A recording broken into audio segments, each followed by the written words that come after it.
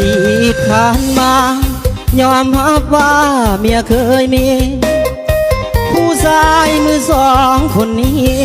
อดีตเคยมีเมียแล้วน้องลายิ่งใดสนใจบ่ตีว่าอายเป็นหักเสินมามือสองบ่เจตนาที่ต้องเลิกลาเพราะเขาหลายใจเมื่อเขาไปเดินจำต้องหลีกทางให้เขาความรักที่มันน้ำเนาถ้าบ่มีเขา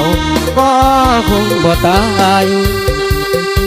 ตอนนี้เป็นโสดจะมีสาวใดที่สนใจบ่ตีอดีตของอายพร้อมเริ่มต้นใหม่กับน้องนวลนางเรื่องเก่าข่าวหลังถือเป็นทางครั้งในอดีตอย่าได้เก็บไปคิดอย่าได้ยึดติดนำไปใส่ใจสิ่งที่สำคัญคือปัจจุบันเท่านั้นสมัยเคยหักคนเก่าเท่าใดจะหักซ้ำไว้ให้เกินกว่านั้นผู้สายมือสองคนนี้หักแท้จริงใจพร้อมเริ่มต้นชีวิตใหม่สาวได้สนใจเชิญเลยเชิญมารวยจนบ่ตีขอเพียงนี้หักจริงแก้วตาสิหักถนอมบูชาบ่ทิมบ่ป่าให้น้องเป็นหาง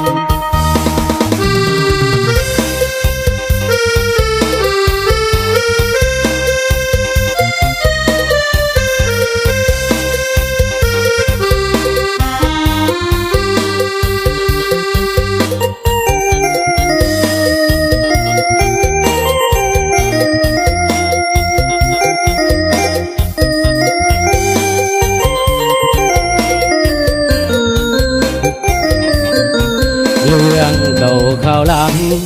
ถือเป็นทางครั้งในอดีตอย่าได้เก็บไปคิดอย่าได้ยึดติดนำไปใส่ใจ